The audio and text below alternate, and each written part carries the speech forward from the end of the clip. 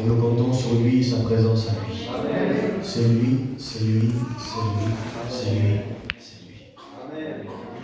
Merci au frère de me laisser la place ce soir. Je suis un jeune serviteur de Dieu qui fait les études avec Joël. Et c'est un compagnon de route. Dieu nous met des frères sur notre chemin. Il sait ce qu'on a besoin. Et nous avançons dans le corps du Seigneur ensemble, dans le plan que Dieu a mis devant nous. Nous ne faisons pas plus, nous ne faisons pas moins. Nous voulons obéir au Seigneur. Béni soit Dieu. Il y a dans mon cœur un message. Je réflexionnais lorsqu'il m'a appelé. Ma pensée à moi était sur un message d'évangélisation. Et Dieu a mis sur mon cœur un message d'exhortation. Et vous savez, on peut se convertir au travers de tout. Dieu parle tantôt d'une manière, tantôt d'une autre. On peut se convertir au travers d'une prophétie, au travers de la parole de Dieu, au travers d'un cantique, au travers... Écoutez, le Saint-Esprit, il sait convaincre les cœurs de péché, de justice et de jugement. Et nous allons laisser faire le Seigneur ce soir. Amen. Tous les cantiques et tout le déroulement de la réunion, c'est basé sur une exhortation en disant il y a des Goliaths, il y a des problèmes, et tous les cantiques étaient réunis sur un même thème. Il y a de la souffrance, mais tiens bon, car Jésus est avec toi. Il était là, le message. Et lorsque j'étais assis sur ma chaise, je pensais quelque chose, je dis Seigneur, souvent de fois, on attend quelque chose de ta part. Et souvent de fois, on attend à ce que Dieu réponde à quelque chose, à nos prières, à nos demandes, à nos supplications. Mais si je pourrais poser la question ce soir, est-ce que tu sais ce que Dieu attend de toi? Parce que nous, on sait ce qu'on attend de Dieu. On sait ce qu'on désire de Dieu. On sait nos pétitions, nos demandes qu'on a fait, mais est-ce que toi, tu sais ce que Dieu attend de toi ce soir? Amen. Parce que Dieu attend aussi quelque chose de nous. Et j'étais sur ma chaise et un mot revenait dans mon corps. Et je pensais à ce texte. Vous savez, souvent, le Seigneur, Dieu nous demande des choses. Et derrière des choses que Dieu nous demande, se cachent les choses que Dieu veut nous donner. Derrière les choses que Dieu nous demande, se cachent les choses que Dieu veut nous donner. Lorsque Jésus-Christ a demandé à la Samaritaine, donne-moi de l'eau, donne-moi de l'eau, elle ne savait pas qu'il avait l'eau vive à lui apporter. Derrière l'eau que se cachait derrière ce puits-là, se cachait en réalité une bénédiction pour la Samaritaine. Et souvent de fois, on attend quelque chose de la part de Dieu, que Dieu vienne faire quelque chose dans notre cœur, dans notre vie, selon une situation bien précise. Mais souvent, cette bénédiction-là, elle n'arrive et elle se cache que derrière ce que Dieu t'a déjà demandé lui. Dieu t'a demandé quelque chose à faire, Dieu a des prescriptions, Dieu a des désirs envers ta vie. Lorsque tu donneras à Dieu, il te donnera l'eau vive. Amen. Souvent de fois, nous faisons les mendiants devant Dieu, pardonnez-moi pour la parole, je m'excuse, je voudrais prêcher dans la liberté ce soir, amen. Et souvent de fois, je parle pour moi, Seigneur donne, Seigneur s'il te plaît, Seigneur ça. Mais en réalité, j'étais assis sur ma chaise et j'ai dit, Seigneur, à combien toi aussi tu nous demandes? Nous avons un Dieu exigeant. Nous avons un Dieu exigeant. Amen. Mais qui nous donne les moyens par sa parole et son esprit d'y arriver. Je voudrais ce soir, il y a un mot qui résonnait dans mon cœur et j'étais en train de chercher un message et ce mot revenait. Alors je suis persuadé avec une assurance, une fermeté, c'est pas d'orgueil, c'est de la foi. Je suis convaincu que c'est ce message que Dieu veut dire. Amen. Amen. Nous prêchons avec la certitude, nous prêchons avec de la confiance, avec du tremblement, de la crainte, mais avec de la confiance en Dieu. Vous savez, frères et sœurs, il y a un texte qui dit ça dans Deutéronome chapitre 1. Il dit, vous avez assez demeuré dans ce pays. Parce que Israël est sorti de l'Égypte et ils sont arrivés à la montagne d'Horeb. Horeb, ça veut dire un lieu aride. Ils sont atterrés à la montagne de Sinaï et puis ils ont reçu les commandements de la part du Seigneur. Et puis ils se sont installés, ils étaient bien. Alors Dieu leur parle, il dit, vous avez assez demeuré sur cette montagne. Il dit, quittez cette montagne maintenant et allez dans le pays où coule le lait et le miel.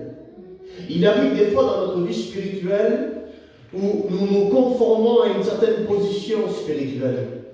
Nous avons une certaine habitude en Dieu, la prière du matin, la prière l'après-midi, la prière du soir, nos 3 réunions par semaine.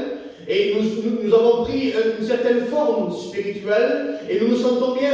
Mais j'aimerais te dire que Dieu a plus pour toi et il te demande de pouvoir sortir de ta zone de confort afin d'obtenir ce qu'il t'avait promis. Vous savez, frères et sœurs, souvent de fois, il faut oser sortir de la barque pour pouvoir voir que l'eau qui est sous tes pieds peut devenir dure comme le goudron. Parce que tu connais un Jésus qui marche sur la terre, mais tu ne connais pas un Jésus qui marche sur l'eau. Alors comme tu ne connais pas un Jésus qui marche sur l'eau, cette dimension spirituelle, tu ne la connais pas, alors tu vois là comme un fantôme, quelque chose qui t'est inconnu. Alors que Dieu t'appelle à une nouvelle dimension, à une nouvelle progression, parce que tout ce qui arrête de progresser meurt. Le progrès est évident, le progrès est obligatoire. Marcher de progrès en progrès, a dit l'apôtre Paul. En vélo, lorsqu'on arrête de pédaler, on tombe. À la nage, lorsqu'on arrête de nager, on coule. Et dans notre vie spirituelle, on aime bien le confort, la sécurité, ce qu'on a déjà acquis.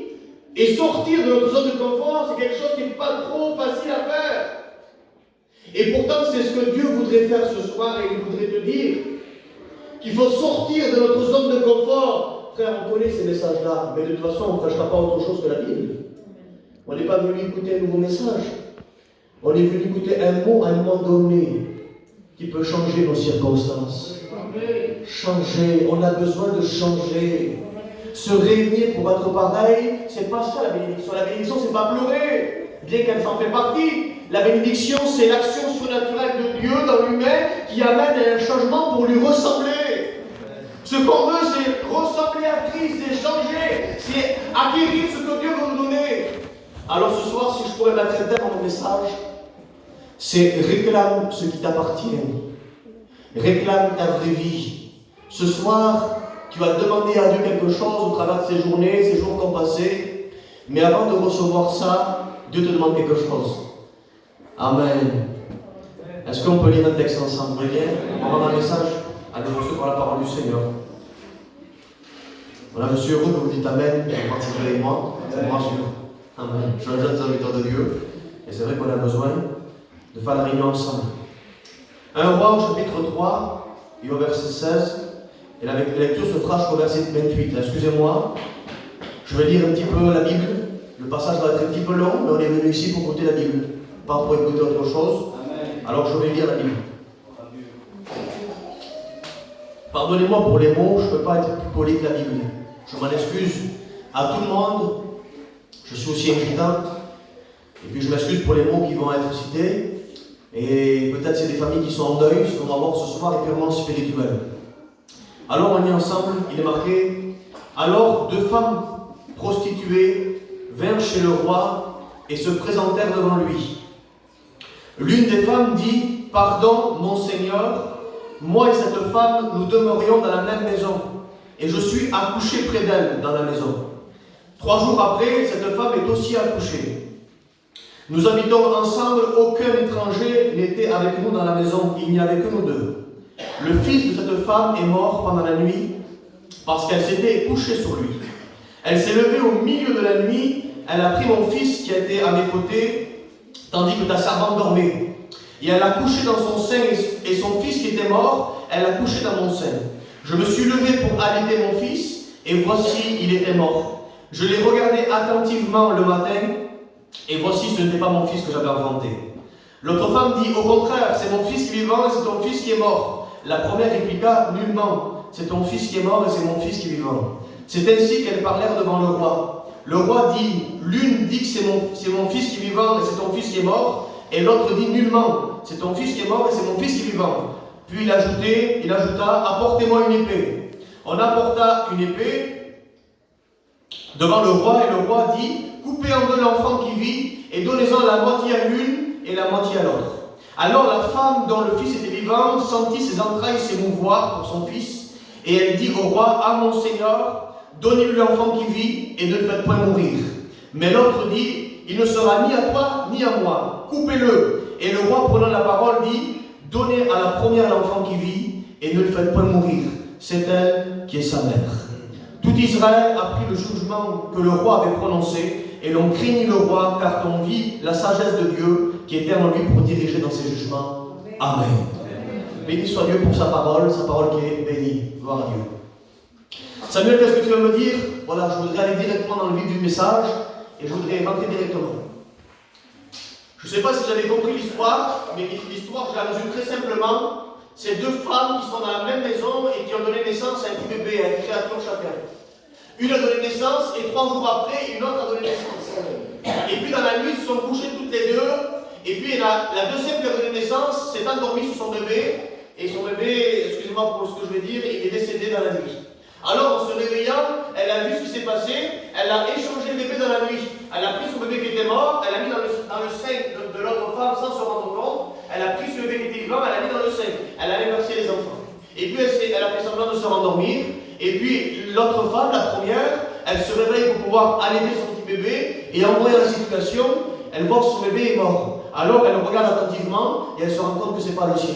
Elle décide alors de prendre cette femme, de la mettre devant le roi, de pouvoir expliquer ce qui s'est passé. Et le roi dit, apportez-moi une épée et qu'on coupe l'enfant en deux. Comme ça, pas de jaloux, moitié-moitié. Alors la femme qui était la mère, qui était certaine que c'était son bébé, elle sentit à l'intérieur ses entrailles s'émouvoir. Et elle dit, non, non, il vaut mieux qu'il vive avec une autre plutôt qu'on le tue, devant mes yeux. Alors elle a donné l'enfant à cette femme-là, sous prétexte de ne pas le faire mourir. Alors Salomon, selon la sagesse qu'il avait reçue de la part de Dieu, a compris à qui appartenait l'enfant. Il appartenait à cette femme-là, qui avait dit, donnez-lui, ne le coupez pas. Est-ce que vous avez compris l'histoire?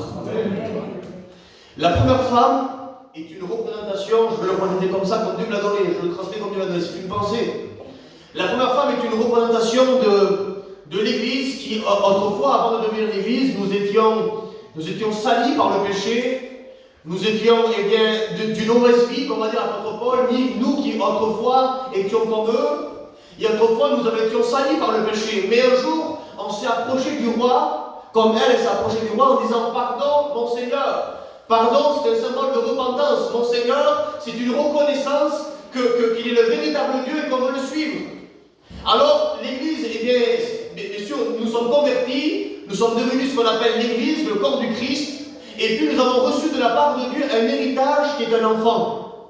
Un enfant spirituel, c'est-à-dire une vie spirituelle. Nous avons reçu quelque chose de la part de Dieu, nous avons reçu les ministères, nous avons reçu le fruit de l'esprit, Galates 5:22, nous avons reçu les âmes spirituelles, Éphésiens 6, nous avons reçu tout ce qu'il y a dans la parole du Seigneur. Et le plus grand dans tout ça, nous avons reçu le salut. Est-ce que vous êtes d'accord pour dire qu'un bébé, c'est un cadeau du ciel? Écoutez, j'aimerais dire ça peut-être à un foyer qui ne peut pas avoir d'enfant. Excusez-moi, avec beaucoup de respect, je dis ça. Pendant des années, nous avons entendu un petit berceau dans mon foyer. Et puis, dans la prière, ma femme disait, Seigneur, lève-moi le désir d'être mère. Parce que je veux te servir avec liberté. Je ne veux pas que ce désir puisse m'attacher à la terre. Je veux te servir, Seigneur. Et je sens que ça me retient. Je veux pouvoir être complètement libre. Et à ce moment-là, le Seigneur nous a donné un petit berceau. Il s'appelle Ézéchiel. Aujourd'hui, il a 5 ans. Voilà, c'est un cadeau du ciel. Je voudrais vous dire tout simplement, l'enfant ici s'est spiritualisé comme ayant reçu quelque chose de la part de Dieu qu'on appelle le salut. Nous avons reçu la vie, nous avons reçu un cadeau du ciel par grâce. Cela ne vient pas de nous, c'est un don de Dieu par le moyen de la foi. Nous l'avons reçu. Cette deuxième femme que nous voyons dans l'histoire, c'est une représentation de l'ennemi de nos âmes, Satan, adversaire, le diable. Pourquoi? Parce que le diable lui aussi, lorsqu'il était dans le ciel, avant qu'il fût précipité, comme va dire l'évangile de Luc, il était un chérubin, il était un archange, il était beau, il était plein de sagesse de la Bible. Vous trouvez ça dans les d'Ézéchiel, dans les d'Ésaïe, 14 et 28. Et il avait reçu lui aussi quelque chose de la part de Dieu, il avait reçu un enfant spirituellement. Il s'occupait de l'adoration, il s'occupait de tout ce qui était instrumental, et puis il avait reçu quelque chose de la part de Dieu. Il était en compagnie de Dieu, il était dans le ciel. Mais un jour, par son orgueil, il s'est couché sur ce qu'il avait reçu de la part de Dieu. Et il a fait mourir, à cause du péché, parce que le péché était trouvé en lui, il a fait mourir ce qu'il avait reçu de la part de Dieu. Alors il était précipité, et en voyant l'Église qui a reçu le bébé spirituel, il en est jaloux, et il veut faire des changements. Est-ce que vous suivez l'histoire? On continue? Samuel, qu'est-ce que tu veux dire? Les deux femmes habitaient ensemble. Et l'Église est encore sur la terre, même si nous avons les pieds sur terre et le cœur dans le ciel. L'Église est encore sur la terre et l'ennemi de nos âmes. La Bible dit que le monde jouit sous la puissance du malin. Nous sommes dans la même surface de la terre. Et puis ces deux femmes étaient dans la même maison. Samuel, qu'est-ce que tu voudrais dire? C'est simple ce que je voudrais dire ce soir. Lorsque nous passons par des distractions spirituelles, et Dieu sait combien le monde est rempli de distractions spirituelles, lorsque nous sommes distraits à cause des circonstances de la vie, distraits à cause de nos problèmes, nos géants Goliath qui sont devant nous et qui nous découragent, distraits à cause des téléphones que nous regardons du matin au soir, distraits à cause de diverses circonstances, lorsque la distraction est là, alors le manque de consécration arrive. Amen. Et parce que le manque de consécration arrive, tu ne veilles plus. Et parce que tu ne veilles plus, alors tu t'endors. Et parce que tu t'endors, il y a des transferts qui se font pendant la nuit. Romains chapitre 13, verset 11, il va dire, car vous savez dans quel temps nous sommes. Il est temps de se réveiller enfin du sommeil, de se dépouiller des œuvres de la chair, des œuvres des ténèbres. J'aime vous dire que le monde, notre chair, parce que le premier ennemi c'est nous-mêmes, notre chair, le monde, le péché, l'ennemi de nos âmes, remplit les chrétiens et les églises de distractions spirituelles, de sorte que nous puissions perdre du temps, travailler du matin au soir. C'est pas ce que Dieu veut. Excusez-moi, je vous parle en toute la liberté ce soir. Je dis ce que Dieu veut sur mon corps. Après, peut-être, je ne serai plus invité, vous me jetterez des tomates plus tard. Je ne vais pas très vite. Les distractions spirituelles, je dis ça en tout l'amour du Seigneur, je vous aime d'amour de Dieu, même si je ne vous connais pas, je vous aime. Les distractions spirituelles nous amènent à un manque de consécration. Et Dieu sait qu'il y a beaucoup de distractions. Travailler du matin au soir. Faire le ménage, c'est bien, mais faire le ménage du matin au soir, il y a un souci spirituel là-dedans. Et il y a beaucoup de choses qui rentrent. Écoutez, je ne veux pas tout énumérer, chacun connaît sa propre vie. Mais ce que je suis en train de dire, c'est que la distraction, il y a un processus, écoutez bien, parce que l'ennemi ne te vole pas comme ça du jour au lendemain. Il y a un processus qui s'établit dans ton cœur. Vous savez, avant de pouvoir voler dans le temple, il faut mettre du mélange dans le temple. Vous trouvez ça dans le livre des Chroniques. Avant de voler le temple, il y a des idoles dans le temple. Vous trouvez ça dans 2 Chroniques 20, 2 Chroniques 25, à l'époque du roi Ézéchias, à l'époque du roi Josaphat, du roi Josias, pardon. Vous retrouvez tout ça. Dans toutes les fois où le temple a été dépouillé par les Assyriens, par les Nebuchadnezzar, et toutes les fois il a été dépouillé dans l'or et dans l'argent. Avant ça, il y avait des idoles dans le temple. Il y a du mélange qui se crée. Imaginez-vous que je mets une boîte ici avec des montres Rolex, une montre Rolex à l'intérieur, et plein de montres de contrefaçon qui ressemblent à cette boîte-là. Il y a un certain mélange qui apparaît afin que ce qui a l'air d'être précieux perde sa valeur autour de toutes ces montres de contrefaçon. Pourtant, si tu la sors, la montre Rolex, elle a toujours la même valeur, mais enfouie autour de tous ces montres-là, on dirait qu'elle perd sa valeur. Alors, ces distractions nous amènent à un manque de consécration. Et le manque de consécration nous amène à ne plus veiller. Et quand on ne veille plus sur une tour, comme on dit Habakkuk, lorsqu'on ne veille plus, eh bien on s'endort. On n'est plus à centimètre de notre foyer. Parce que lorsqu'on dit le livre d'Ézéchiel, je crois que c'est 22-30, il dit « Je cherche un homme qui se tient à la brèche, qui lève des nœuds de protection en faveur de sa famille, en faveur de sa patrie, en faveur de son foyer. » Mais on ne veille plus. Alors si on ne veille plus, on s'endort. Mais si on s'endort, dans la nuit, il y a des transactions spirituelles, des échanges.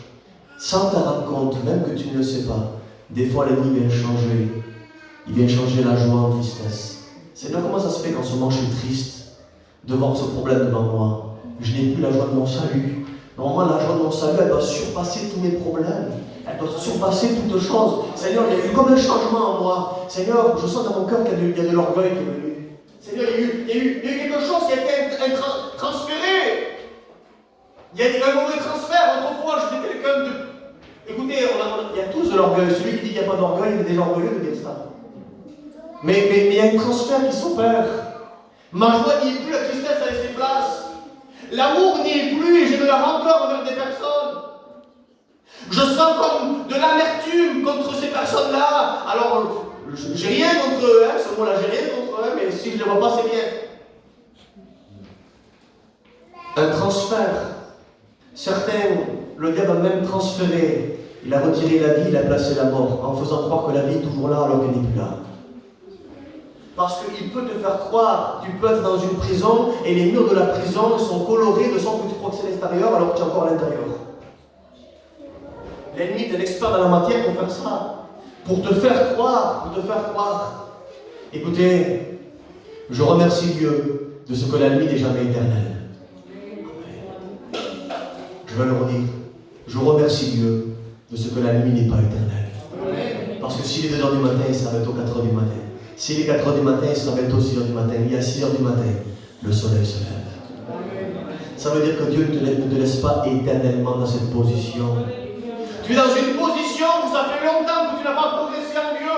Tu restes dans ton confort. Et en restant dans ton confort, tu as manqué tu as été distrait. En étant distrait, tu as manqué de communion avec Dieu. Et cette communion a manqué. Et puisqu'elle a manqué, ça a amené tout ce processus. Et aujourd'hui, dans ton cœur, tu ne t'es pas rendu compte. Mais le soleil ce soir se lève. Malachie chapitre 4, verset 2, le soleil de justice s'est levé. Le psaume 119, 105, ta parole est toute lampe à mes pieds. Elle est une lumière sur mon sentier. La lumière est venue éclairer. La parole est prêchée ce soir pour révéler ce qu'il y a dans ton cœur. Pour ouvrir ton cœur et te dire, mon enfant, tu n'avais pas vu. Mais il y a ça et ça et ça. Ce n'est pas un reproche. C'est juste comme ça, on va se donner la main. On va marcher maintenant sur les Goliaths. Tu veux ça? Mais avant d'aller là, avant de marcher sur Goliath, il faut d'abord que toi, je te demande à toi. Amen. Écoutez, la Bible dit ça, et j'avance, vous me laissez encore quelques minutes. La Bible dit que le matin, cette femme, elle veut allaiter son bébé. Elle veut donner à manger à son bébé. Elle veut l'allaiter. Et allaiter, c'est un symbole de bienfaisance, c'est un symbole de compassion, d'amour, de préoccupation.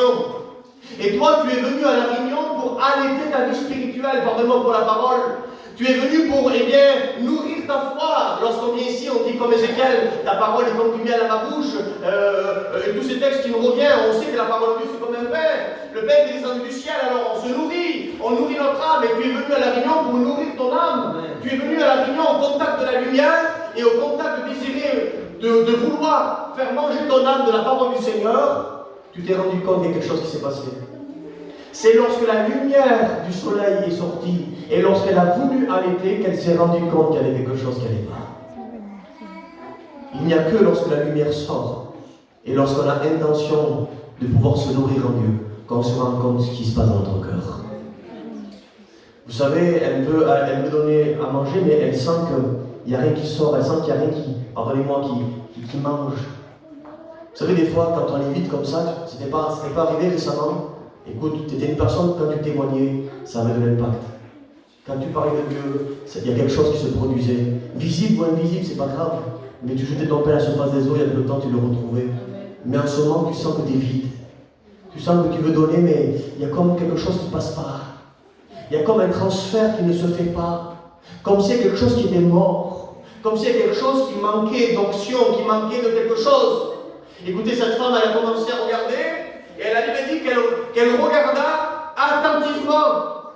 Et je prie ce soir, je prie que tu puisses regarder attentivement, afin que tu puisses rouler la pierre qui est devant ton cœur, et que Dieu puisse dire Lazare sort, et que ce qui est mort reprenne vie. Parce qu'il y aura ta part à faire ce soir. Il y a besoin ce soir d'une résurrection spirituelle dans beaucoup de cœurs. Il y a besoin ce soir de revenir à un essentiel de vie spirituelle. Nous devons être passionnés de Dieu. Nous devons aimer Dieu, nous devons le servir, désirer toujours plus de lui, désirer toujours être à ses pieds. C'est pour moi, c'est le plus grand niveau spirituel. De rien demander, de rien vouloir, d'être à ses pieds, de l'aimer, de le chercher, de pouvoir, même l'éternité ne sera pas suffisante pour apprendre à le connaître. Je veux Jésus. Amen. Écoutez, la Bible dit qu'elle regarda attentivement. Il serait temps que tu puisses regarder attentivement au fond de ton cœur. Elle regarda attentivement. Vous vous rendez compte quand même? Elle s'est concentrée. Concentrer son bébé. Est-ce que tu peux te concentrer sur ta vie? Écoutez bien s'il vous plaît. Est-ce que tu peux te concentrer sur ta vie? Est-ce que tu peux regarder si ce qu'il y a au fond de ton cœur, ça t'appartient vraiment ou il y a eu un transfert qui a été opéré pendant la nuit? Regarde au fond de ton cœur, puis est-ce qu'il y a là au fond de ton cœur un manque de zèle, la paresse est venue? Est-ce que l'orgueil est venu maintenant? Est-ce que le manque de prière est venu, il s'est installé et qu'elle apparaisse? Est-ce qu'au fond de ton cœur, le murmure est là, les critiques sont là? Est-ce qu'au fond de ton cœur, il y a des choses qui se sont introduites qui n'étaient pas autrefois? Regarde attentivement et regarde si ce bébé t'appartient vraiment ou pas. Écoutez, elle regarda attentivement Il faut que tu compares ta vie à la parole. La référence, la règle, c'est la parole.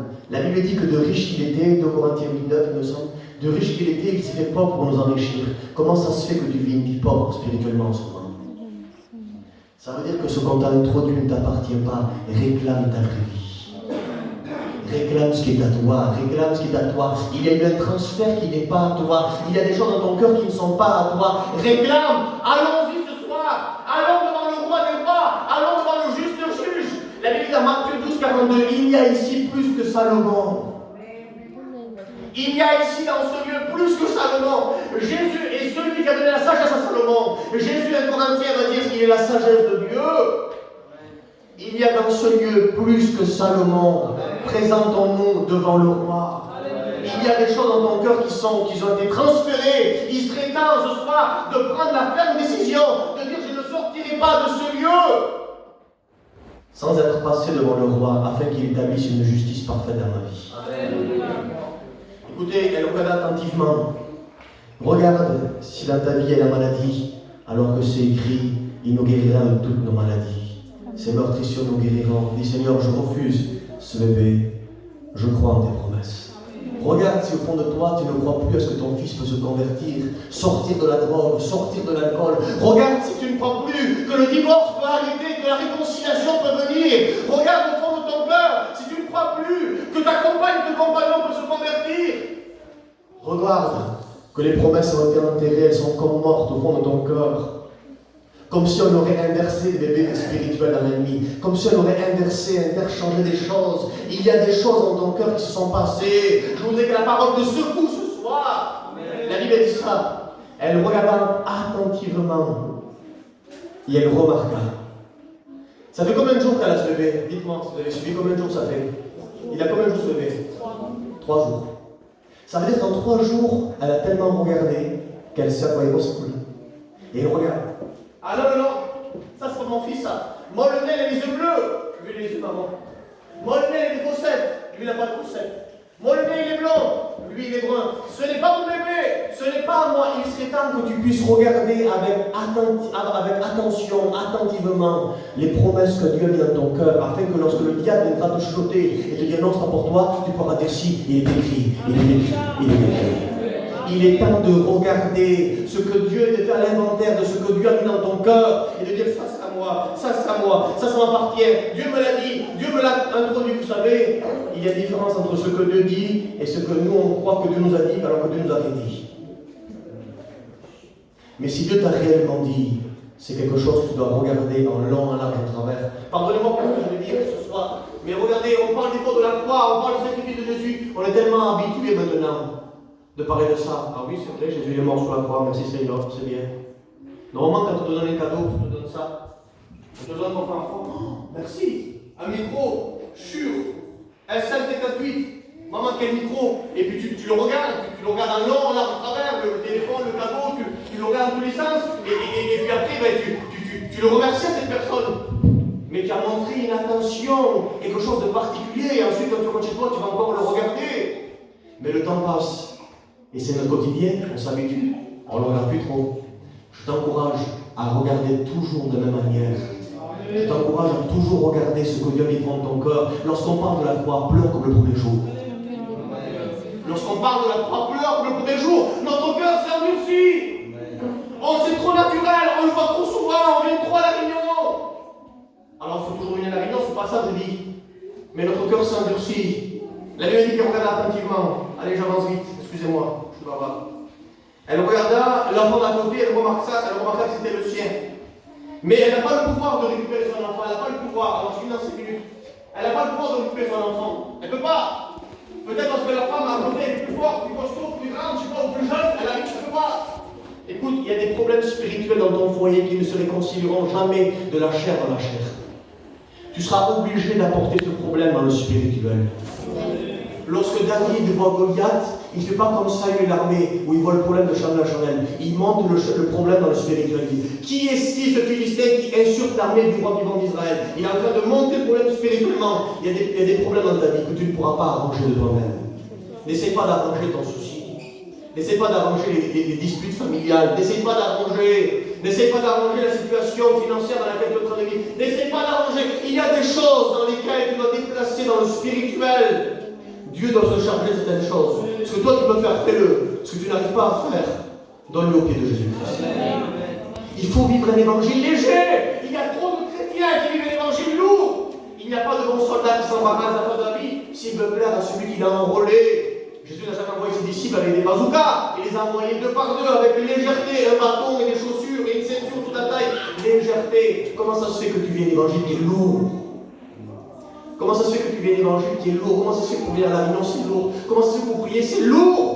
Parce qu'au fond de ton cœur, il s'est introduit quelque chose. Il s'est introduit quelque chose. Décharge-toi et réponds à l'appel de Jésus. Venez à moi, vous tous les fatigués et chargés, et je vous donnerai du repos. Ce texte n'est pas que pour les inconvertis, il est pour nous, l'Église du Seigneur aussi. Il y a deux repos là. Il y a ensuite, vous aurez du repos pour vos âmes. C'est le deuxième repos. Et c'est le repos des chrétiens, ça. Il y a un repos pour les inconvertis qui s'approchent et un repos pour ceux qui sont déjà dans le repos. Un deuxième repos pour nous. Un repos dont on a besoin. Écoutez ce qui se passe. Elle remarque, et puis elle prend cette femme-là. La Bible dit ça dans Luc chapitre 11. Il dit si un homme fort. Et c'est qui l'homme fort? C'est Satan. C'est vrai qu'il est fort. Il dit si un homme fort garde sa maison, ça veut dire garde ce qu'il a volé à l'église, ce qu'il possède est en sécurité. Il y met, alléluia pour le M-A-I-S, amen. Mais si un homme plus fort que lui, et c'est qui ça? Notre Seigneur Jésus-Christ. Il a écrasé la tête. Alléluia. Il a dépouillé les dominations des autorités en les livrant publiquement en spectacle, en triomphant d'elle par la croix. Écoutez, si un homme plus fort vient, il le dépouille. Écoutez, cette femme, elle prend sa autre femme et elle la met devant le roi. Et le roi prend l'épée. Et ce soir, l'épée est en train d'être sortie du fourreau. Il y a une épée ce soir qui est la parole du Seigneur. Et à ce moment-là, il dit coupeur de l'enfant, il est en train d'établir une justice parfaite. Et nous avons un Dieu juste ce soir qui peut te redonner ce que tu as perdu. Écoutez ce qu'il va dire dans le texte de Chronique 25, je crois. Il dit Josaphat récupéré tant qu'ils purent tout emporter. Ça veut dire que non seulement s'il a perdu un téléphone, il a récupéré un téléphone plus un autre téléphone. Ça veut dire que si tu as perdu la prière, non seulement tu vas la retrouver, mais tu seras encore plus spirituel qu'avant. Il faut, frères et sœurs, que Dieu intervienne dans sa justice. Si tu acceptes ce soir et que tu as la repentance, comme a dit le frère, au fond de ton cœur, une repentance qui t'amène à des changements, parce que la repentance n'est pas l'affaire d'un moment, c'est l'affaire d'une conduite de toute une vie. Amen. Si tu as la repentance au fond de ton cœur, au fond de ton âme, et que tu dis Seigneur, je te demande pardon, j'étais distrait par les circonstances de la vie, j'étais distrait, et tu as mis ta justice, rends-moi ce qui est en moi. Amen. Si Salomon a pu rendre à cette femme son petit bébé, à plus forte raison, notre Seigneur saura te rendre ce soir ce que tu as perdu. Il y a des choses qui sont à toi, mais tant que tu ne les réclames pas, elles ne sont pas tiennes. Il y a des choses qui sont à toi, mais tant que tu ne vas pas devant les rois et que tu ne les réclames pas, elles ne sont pas tiennes. Je t'ai acheté une baguette de pain à la boulangerie, vas-y, elle est payée. Elle est payée, elle est à toi, mais tant que tu ne vas pas la chercher, elle n'est pas à toi. Il y a des choses qui t'appartiennent. Si tu vas les chercher ce soir devant les pieds de Jésus, tu peux les retrouver. Est-ce que vous voulez qu'on ferme nos yeux? Tu as entre tes mains un bébé mort. Pardonnez-moi. L'orgueil est là. Le manque de consécration est là. Le modernisme est là. La rivalité est là. Beaucoup de choses sont introduites et tu demandes au Seigneur, Seigneur, terrasse mon Goliath. Non, non, non. D'abord, toi, donne-moi de l'eau et je donnerai l'eau vive. Donne à Jésus ce soir. Ta part à toi, ôte la pierre pour le moment. Tu veux que Lazare ressuscite? D'abord, ôte la pierre. Il y a ta part ce soir. Dieu ne fera pas la sienne. Dieu m'a envoyé pour te dire que tu demandes à Dieu qu'il fasse sa part. Et Dieu te répond dans cette soirée que c'est d'abord toi qui dois faire ta part. Ta part est en suspens, c'est pour ça que Dieu est en suspens. Dieu me dit qu'il y a des personnes ce soir qui ont fait une demande à Dieu. Seigneur, je te demande. Et tu n'as pas encore reçu. Et tu te décourages parce que tu n'as pas encore reçu. Et tu dis, Seigneur, pourquoi je n'ai pas encore reçu? Parce que Dieu attend ta part. Ta part n'a pas été encore faite avec justice et perfection. Tant que tu ne te rends pas 7 fois dans le Jourdain, même si tu vas 6 fois, tu ne ressors pas comme tu voulais. Il faut une obéissance parfaite ce soir, une obéissance parfaite. Il y a dans ton cœur des choses qui ont été introduites. Nous voulons les refuser, l'Église du Seigneur. Nous voulons les refuser ce soir. soir et dire Seigneur, tu es le juste juge, je t'en supplie, fais quelque chose.